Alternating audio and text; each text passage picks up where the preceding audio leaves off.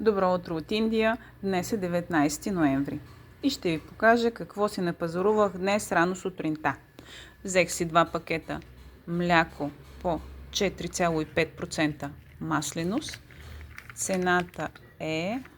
Тук всеки продукт има цена, затова ще ви кажа каква е. 33 рупии, приблизително 33 евроцента.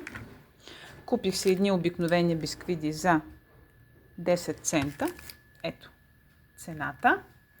Купих си 3 малки кексчета. Не съм сигурна къде точно е цената. Да, по 9 рупии едната, значи 9 цента. Аз мислих, че са по 10 цента. Не. Всяко кексче по 9 рупии.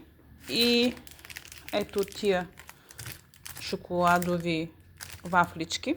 Те бяха 5, но няколко подарих. Няколко дадох на съседката сутринта, като си пие чая. И да се почерпи с нещо сладко. В Индия предпочитат да пият чай вместо кафе. Разбира се, тези хора от населението, които работят в чужбина или са родени в чужбина, те също предпочитат кафе като нас. И за всичко това заплатих 1,34 евро.